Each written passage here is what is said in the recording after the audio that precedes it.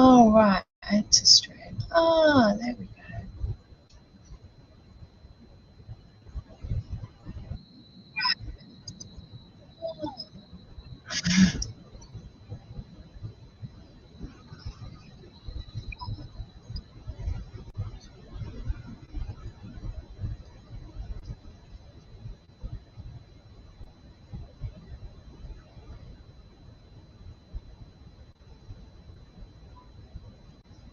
Okay. Hello to anyone that can hear me. Just trying to work out my microphones and different things. And StreamYard entirely. Or to those who have just randomly popped on, if any, I don't really know. I worry about having too many things up. I'm a tailor and not much of a content creator. So yeah, do let me know where you're coming from if and when you join on.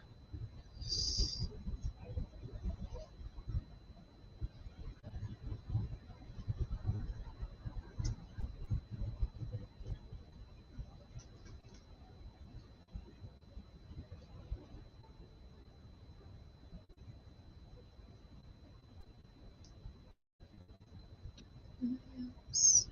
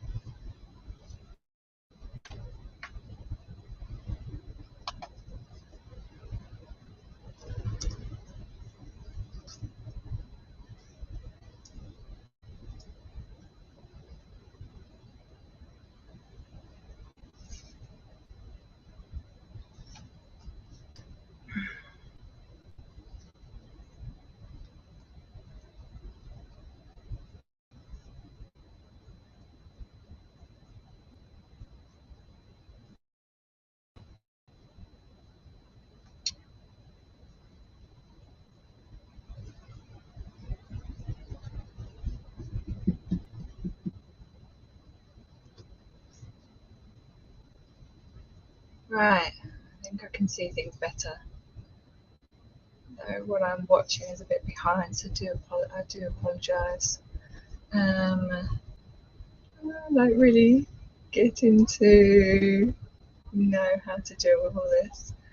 Right, wonderful. I think we're in. So, hello and welcome. If you're new to my channel, hello.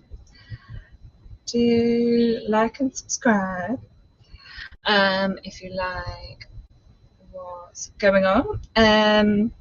So my channel is, well, first of all, myself, my name's Claire, and I am an ethical tailor based in the UK, in London, East London. I have been running my business for about 5 years, and by the way, do let me know if you can hear me all right as well, because I do have a tendency to go a bit quiet because I'm in a sort of like multi-studio place. Although there's no one else in, I'm always a bit wary of being too loud. So I've been running my business for about 5 years, it's been something of an idea for about 10 years, just over in total. And yeah, and I chose to be an ethical tailor because I went down the rabbit hole of how wasteful and planet destroying and life destroying of the workers, garment workers, and farmers behind our garments. Yeah, just sort of like how they're treated and things like that. I did my dissertation on cotton and found out a lot about our organic cotton and cotton that is called organic but is nothing of the sort. Yeah, and then from that I was just like, a bit hell-bent on how to make positive change. And yeah, and then here we are today. My business is mostly doing alterations and repairs, and then I also teach sewing skills, which is kind of why I set this channel up, to just have some video learning on it, so that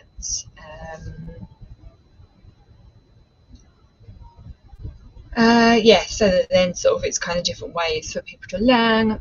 And I was sort of inspired by, like, through lockdown and doing some virtual classes, of just how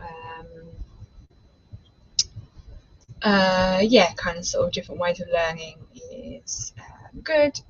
And I think it's sort of better to just have it out there, so then people can sort of choose how they wish to learn, rather than having to ask for multiple different ways of having something taught to them. And and it's taken me a long time to really get anywhere near to doing anything with it. Just because of time, really. And I had a class cancelled today, and although I've been spending about 2 hours trying to set this up, we're now here, and I am on StreamYard because I just couldn't do it just playing through YouTube. So it's all good. The wonderful MED Baker, someone that I follow and have followed since about 2020. She always talks about it, so I got it through her little link. So yeah, hopefully this goes well. Because although I had a bit of confusion about my mics and whether it would actually work, it seems to be working very well so far.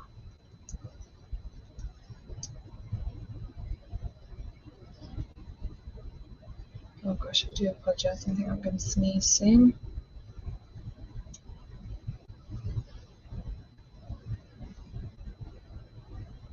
But so I kind of was thinking, if I do these kind of streams, because actually most videos are what's taken me a long time and I'm not getting obviously enough out. So there will be more of these kind of just having chats and sort of doing little bits until I can sort of figure out quite a good format to do them, sort of like 4 videos live, because I feel like that might be the way. And I want to get a few more camera angles in, because personally I think this view of like what my hands are doing is better than just seeing my face talk. Plus, get a little bit shy when I do that.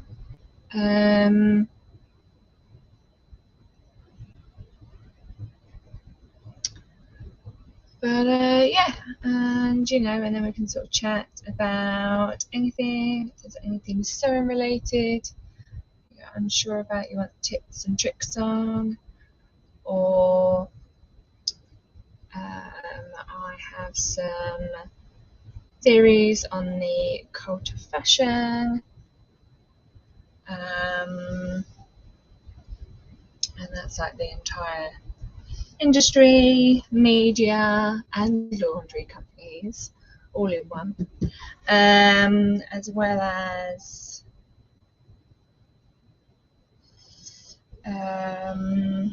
I would like to look into some of these kind of, there's been like lawsuits going out, and although I'm not a lawyer, I do watch a lot of them on YouTube, and no one's doing like covering sort of fashion stuff, and I just think you know, they need to be held accountable better, these companies, fashion and such, even, you know, like sort of garment manufacturing factories and such things. So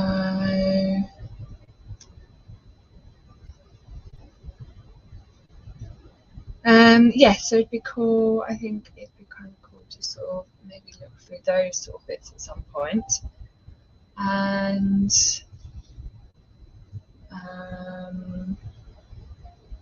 yeah, but you know, like, let me know whilst you're watching this, when people are watching it afterwards, what you might like to see.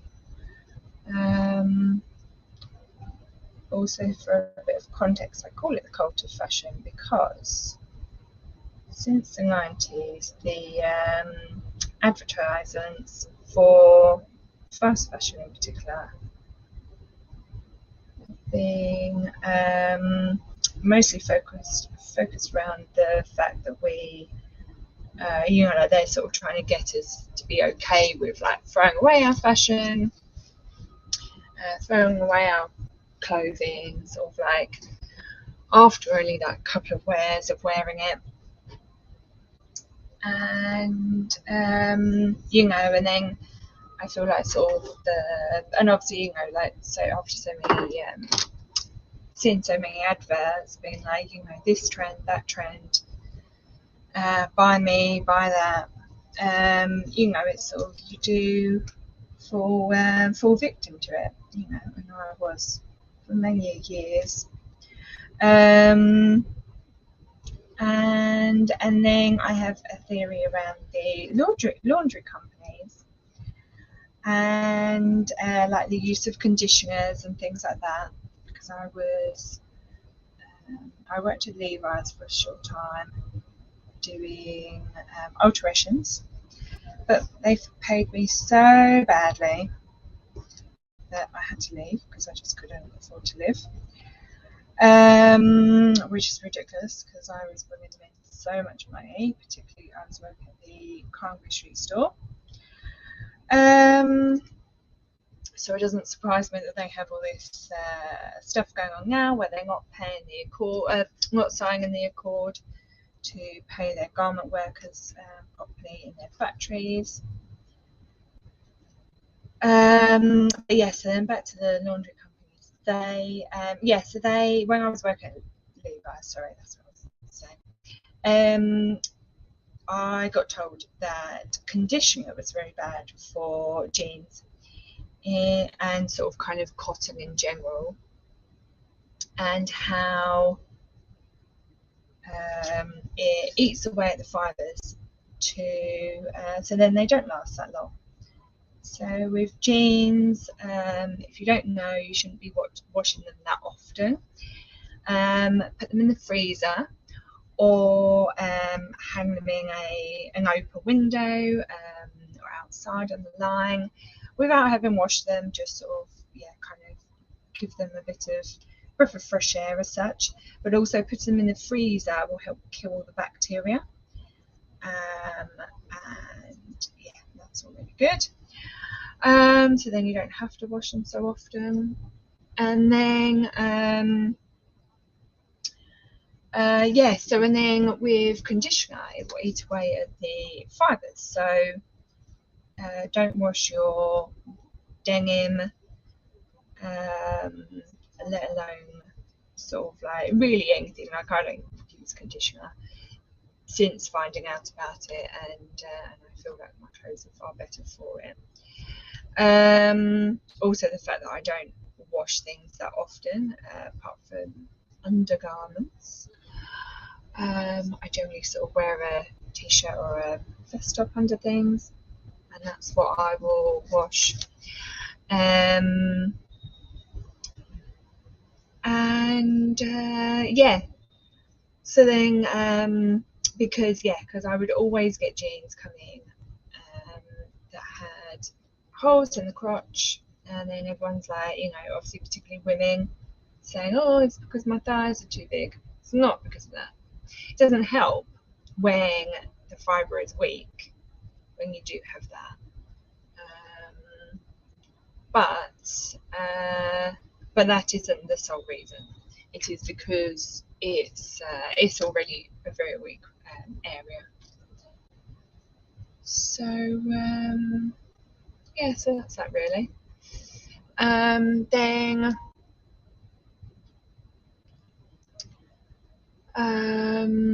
yeah, so that's why I think the laundry companies are all into it, because it's like, oh, stuff for sort of like putting in your like making your clothes feel like the outdoors without you having to dry them outdoors.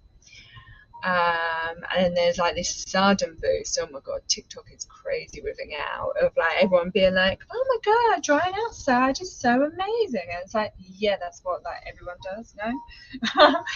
I get like people in flats, but still I've lived in plenty of flats, shared housing and everything, and I still will hang my stuff on a clothes horse and dry it. Because it's just so much better for it.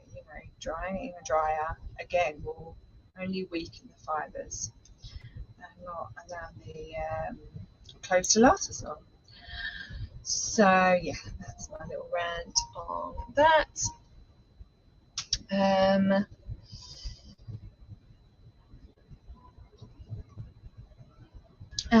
so then once stuff's all worn out, then it just goes on that cycle again, and you have to buy something else. And it doesn't matter, because it's only that word, only a tenner, only 20 quid. And then I get the thing as a tailor, and doing repairs, I get so, particularly with the alterations, is people going, well, it didn't cost that much, so why should I pay that much to get it altered? And then I get on my soapbox and I'm like, well, because it should have cost that much in the first place. So one of those things.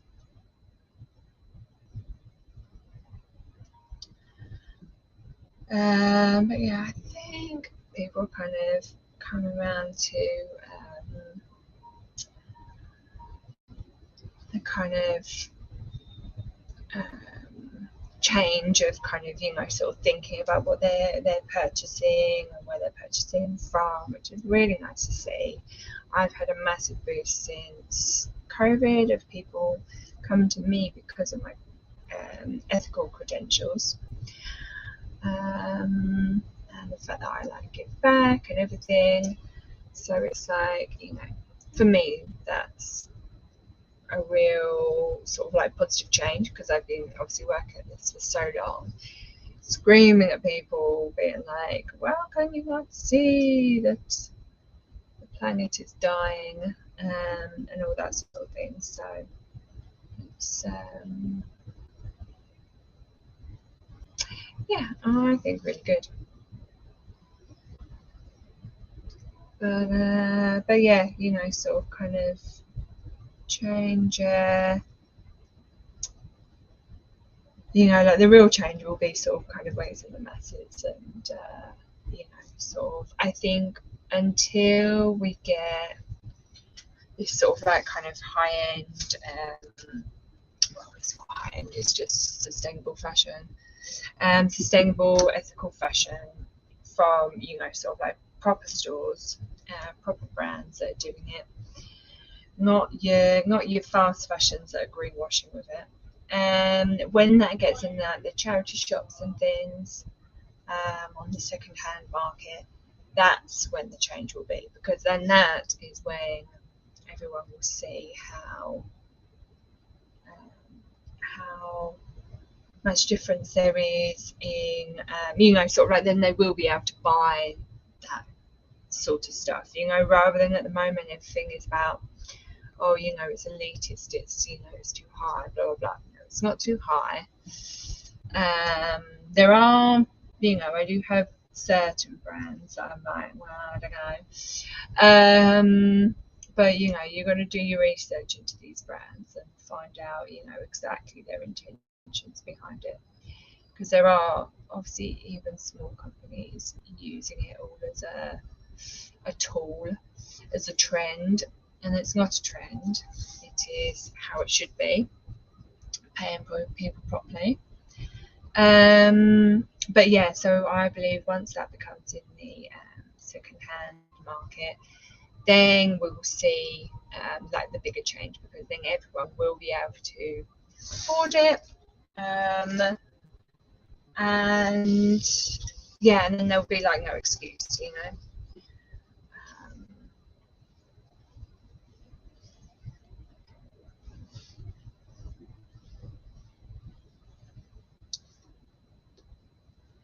I don't know if anyone watching wants to like put in the chat where they're from, what you're drinking.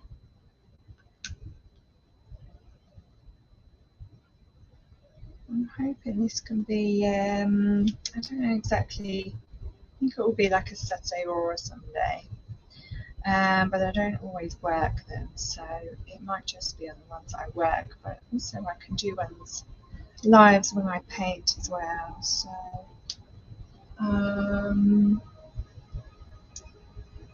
yeah, we'll see, but it would be nice, yeah, start doing, because at least at the weekend, like, everyone can kind of see wherever they are in the world. I think this is a fairly good time, because most people should be awake, I think. There's probably always someone asleep.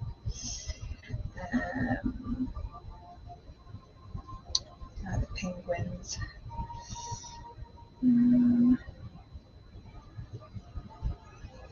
But yeah, just so you know kind of what I'm doing here, I'm just basting the hem for this wonderful dress, which is going to be a bridesmaid's dress. And yeah, so then I can cut it.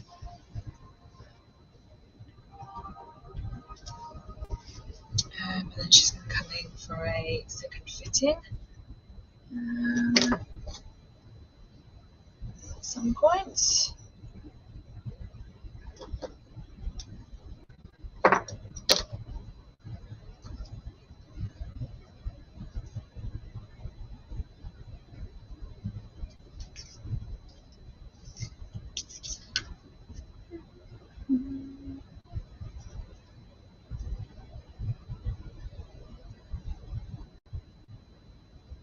Also, I apologise if you can hear my fan, but it's rather warm in the UK, even though it's a dull day. I'm inside a building that is very much glass, which is wonderful for the daylight, but not so great when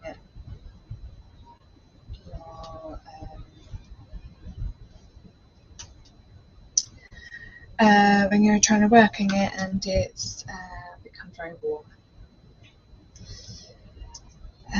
because it becomes quite humid over here rather than it just being like sort of hot. It gets that sort of stickiness.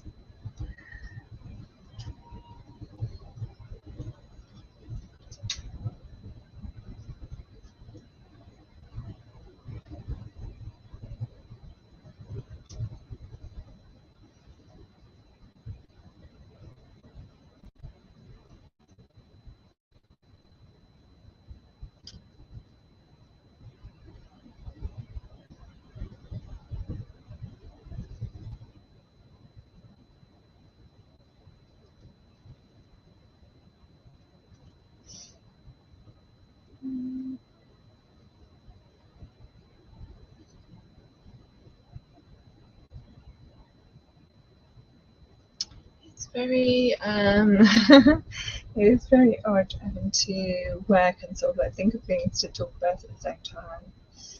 I'm listening to some classical, just so you all know, if you can hear that in the background as well. I'm either doing that or listening to podcasts. I thought hopefully the classical will also, I haven't got it up that high, but it won't sort of get too worried with the taking midstream down, however that works. Yeah, because I don't think I could like rebroadcast a podcast.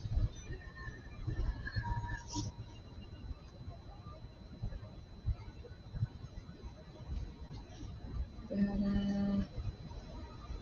what's on the thing of podcasts? What's everyone's podcast list? I do like a bit of true crime, and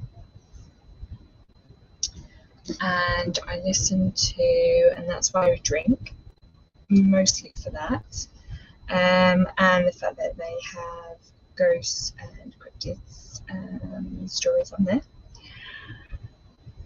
and I just love Christine and Em's banter.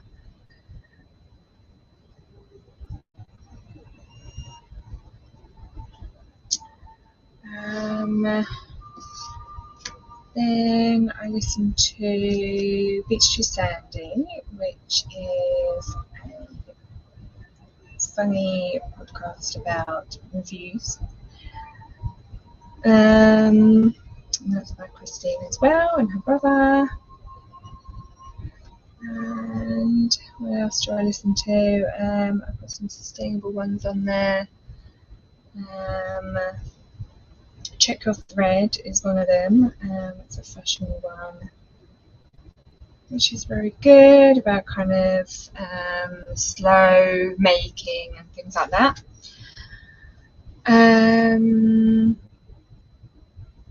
There is the Where Does It Come From podcast. I Know Joe. And yeah, interviews are interesting with people that I've not heard of sometimes.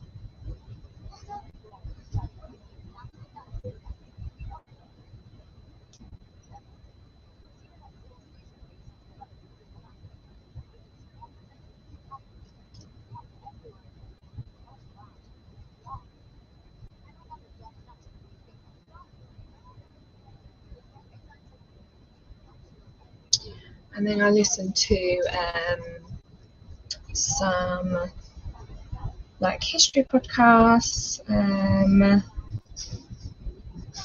about so British history is one of them I've been listening to. I really like that. Oh, now I'm trying to think what else I listen to.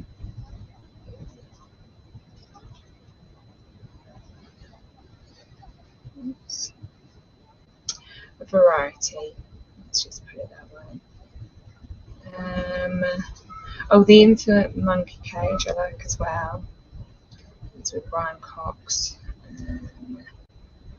It's a bit about space and all that sort of stuff. Yeah, quite a variety really. I'm going through a weird phase at the moment where I'm just listening to a lot of History Sound and trying to catch up with theirs. But yeah, I need to get back to some of the other ones because it's been at least a good month that I've not listened to all the rest of them, which is not the best. So, because I do think you need to have a good variety of intake. Oh, and I was listening to Scientology in the Aftermath when that was a podcast. Now I follow all of them on YouTube, which is kind of what spurred this, them and the lawyers, LawTube, what have kind of really spurred me on to try and start all this. So we'll see how things go. I just think, when you've got a subject that not many people are talking about, it's good to put it out there.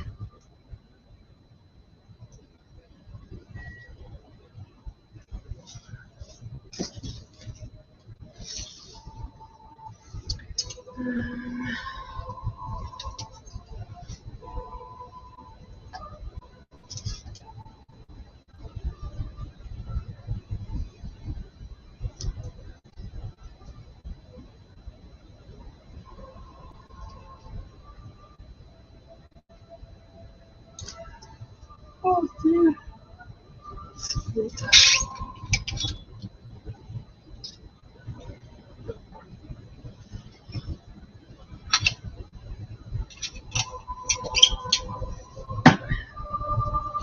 I have a very bad elbow.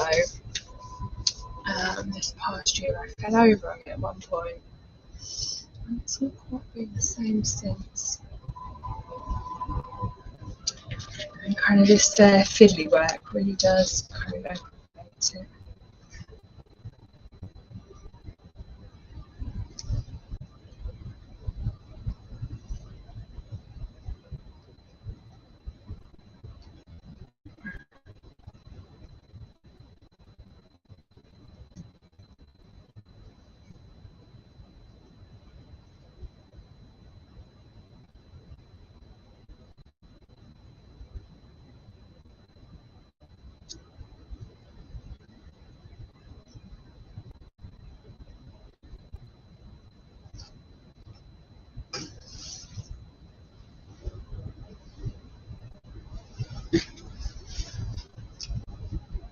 Oops.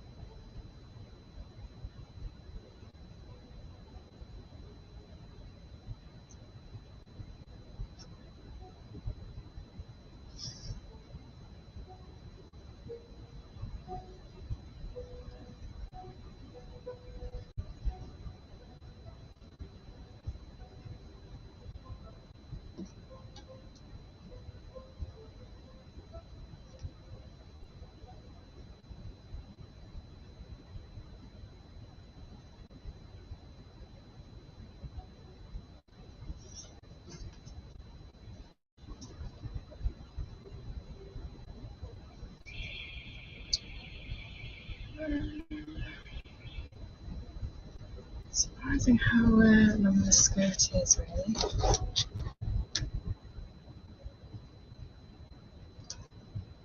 Halfway around and get bored.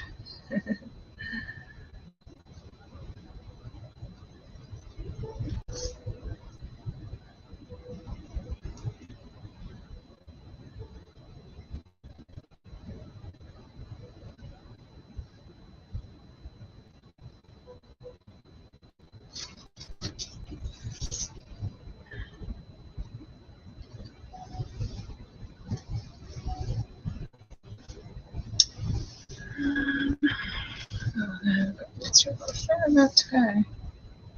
Surprising.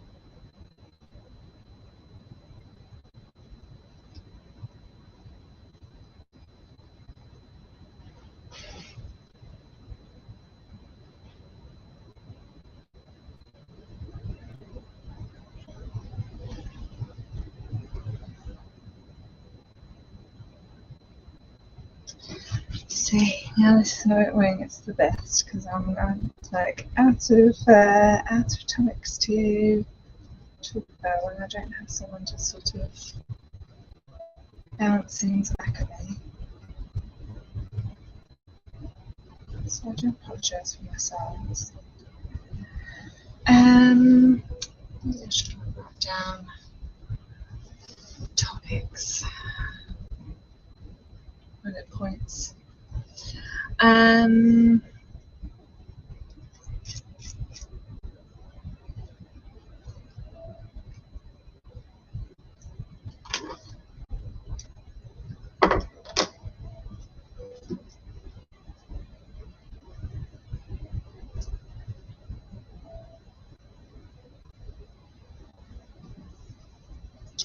I can say some of the things maybe about my business.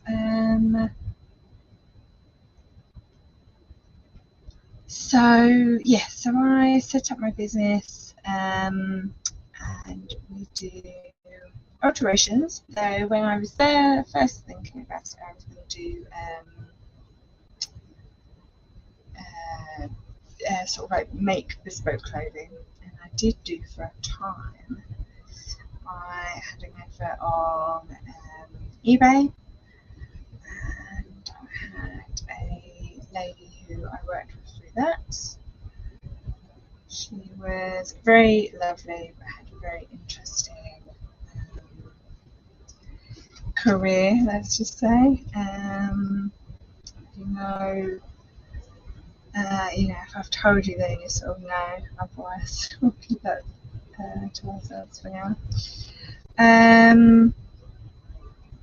But yeah, so that was really interesting. Experiencing how to charge properly, although I still didn't really learn much from it. I'm still kind of coming to terms with it, just on like a bespoke garment side of things, until I sort of kind of do more to really understand the time it takes to do and everything. But yeah, and then I was working at Selfridges for a time in the alteration department there. I was a tailor fitter, which was nice, apart from the fact that I had an awful manager at the time. And it was during working there that I was then on a business course and was awarded a grant, and that's what allowed me at the time to get my studio space. I'm still in currently, 5 years on. So yeah, it's always kind of been something that I kind of look back on fondly, going through that process, although at the time it was not the best. They asked me bizarre questions, and that I didn't think was related to anything that I was wanting to do at all. So yeah, so that was that. And then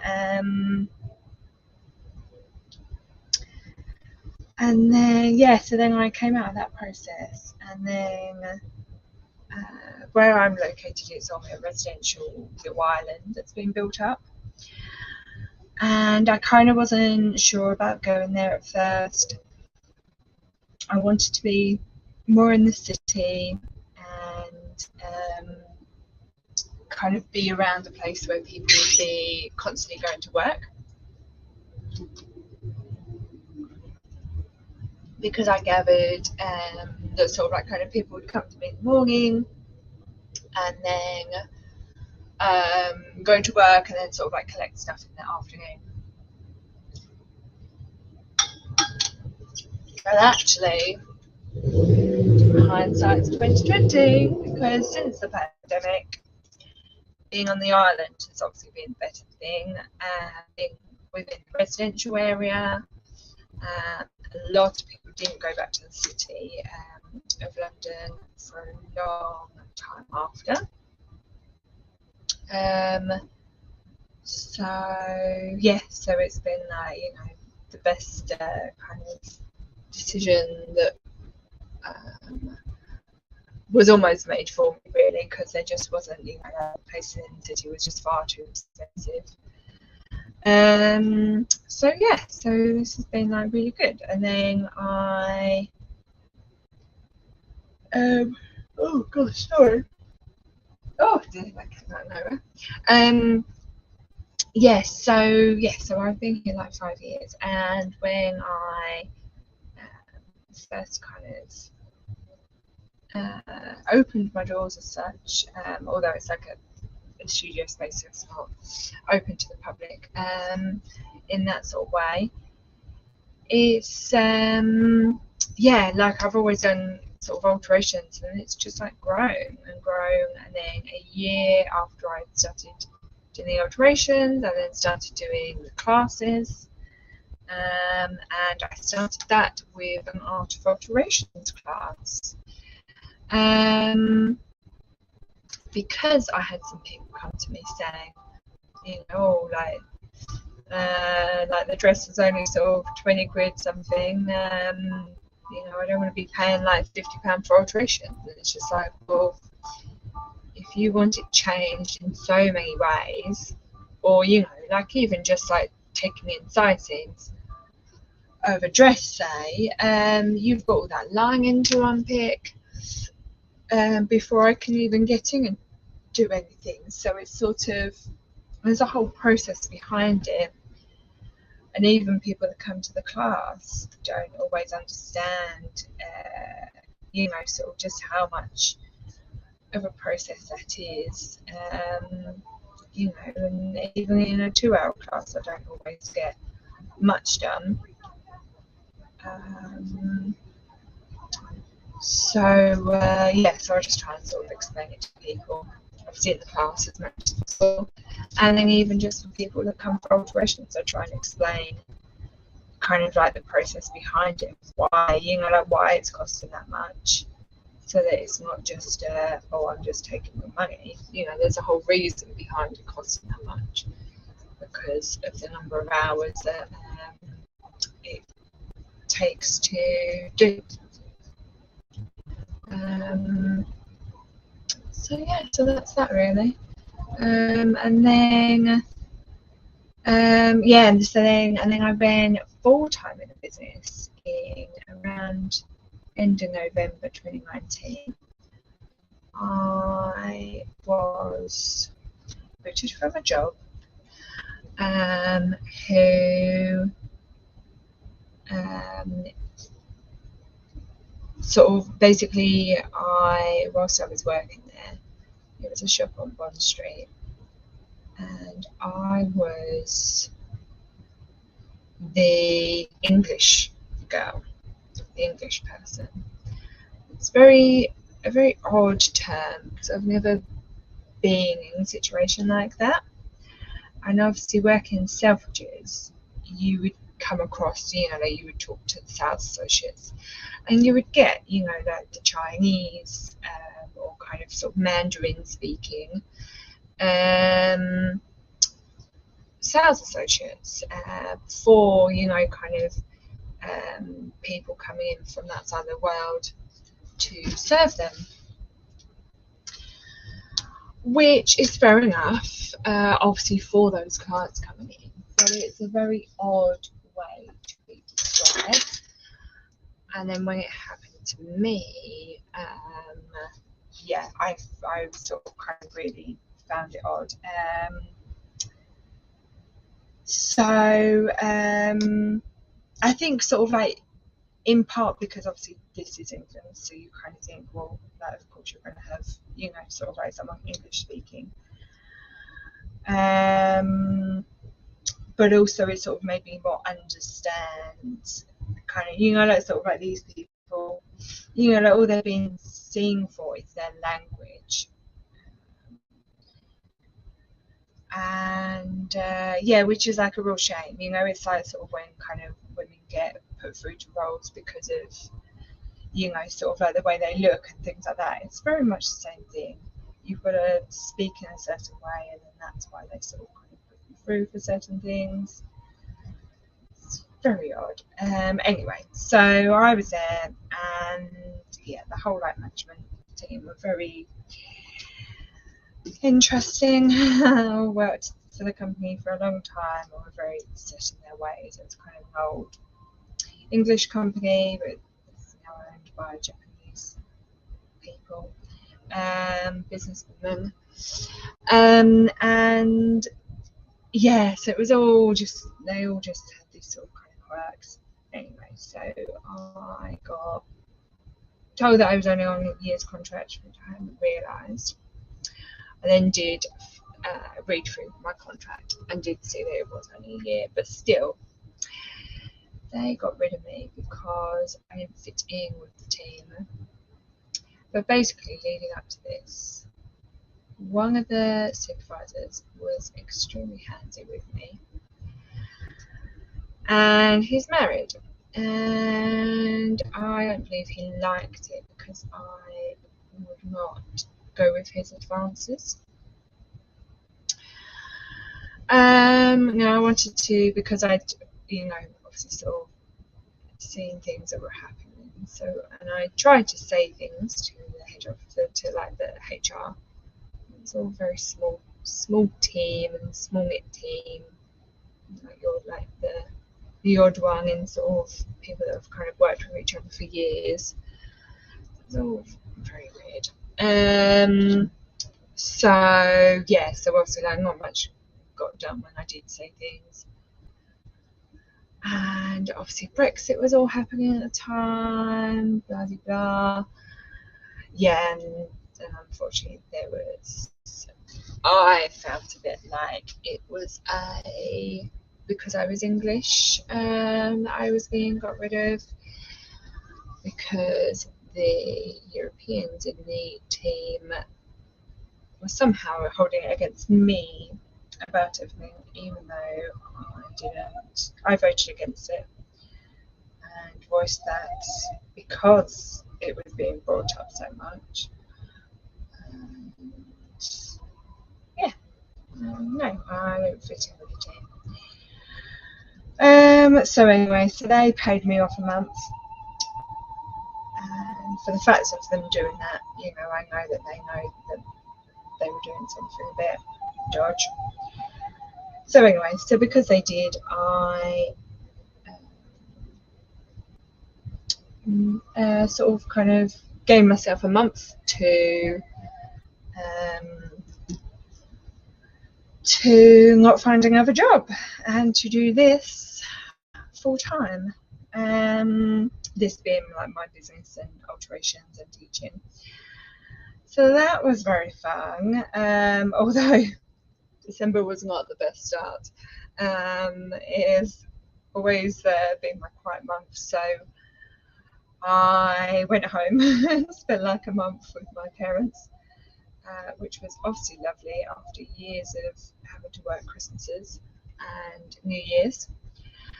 And then yeah, come Boxing Day, my inbox is full with notifications that people have brought classes with vouchers. They must have got them at Christmas. So then, like, my January was absolutely chock-a-block with classes. And then I had the honour of meeting a stylist who wanted me to alter a dress worn by the writer of 1914, images of which you can see on my Instagram. And yeah, so that was like all really fun. And then I got like really busy with alterations, because then people were realizing that I was kind of in more. Then February, I had already planned, like sort of like a year before, about going skiing. So then I went skiing. So that was a very short month for me in terms of work. And then I had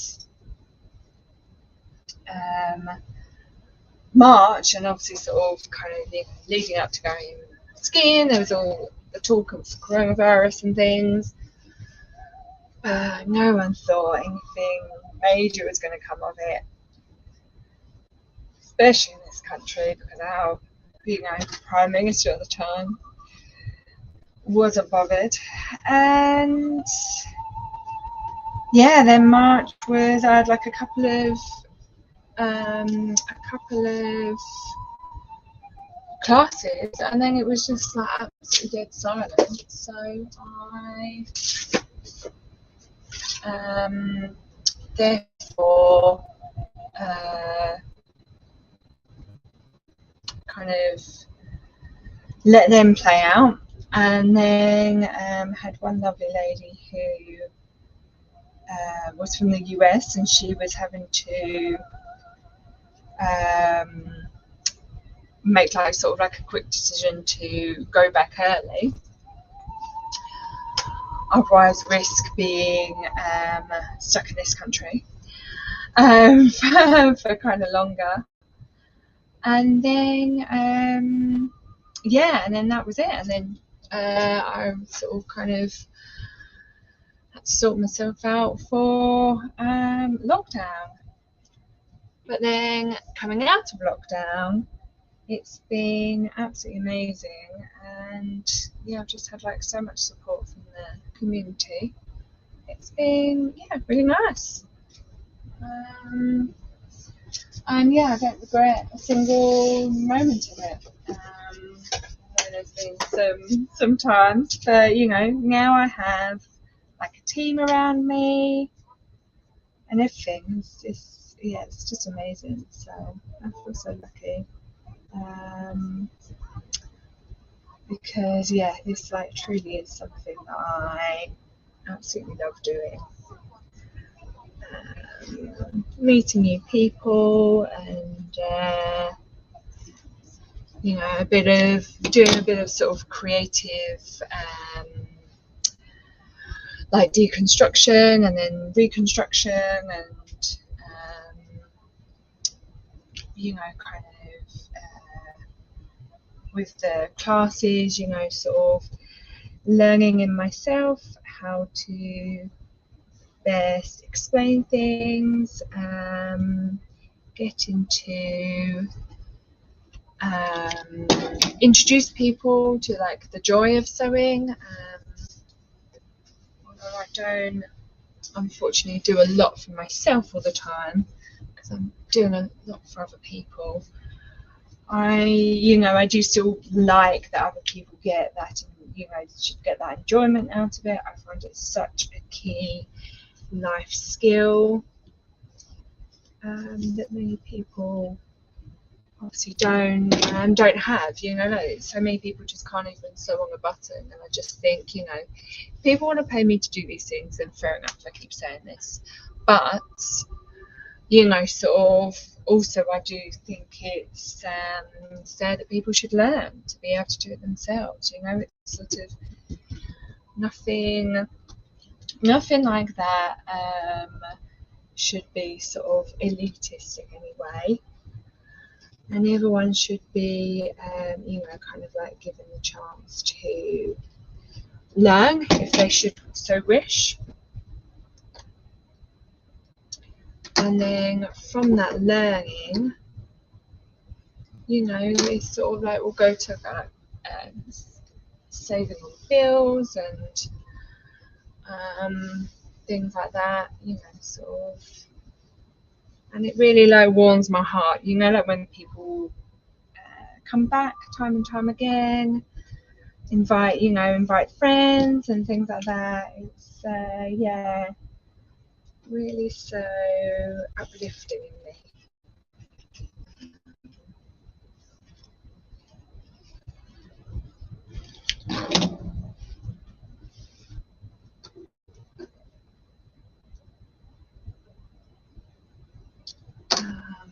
But yeah, all my teaching is one-to-one, apart from obviously when people do bring their friends, two I can cope with, but any more than that, it's a bit much, I think. For me personally, anyway. I'm not used to doing bigger groups.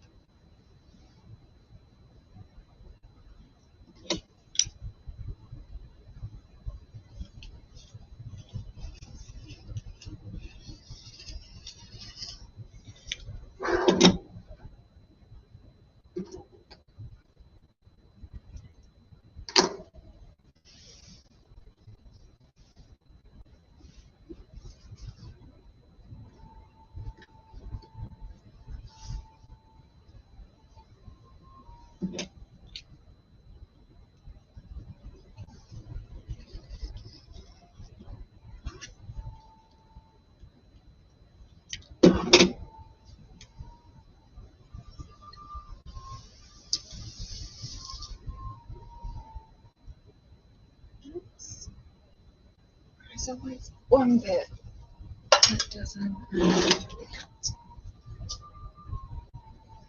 Oh, two bits. That's fine.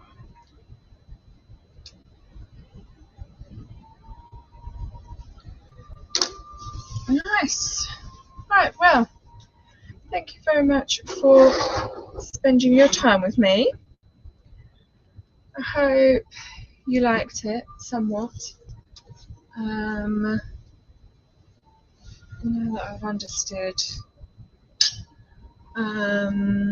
yeah, the kind of initials of going live, I will sort out some better intros and things for next time, and outros. But yeah, thank you all so much. I'll put my camera up so you can see me. Hello. Yeah, this is me. This is my studio, and yeah, I will see you all later. Bye.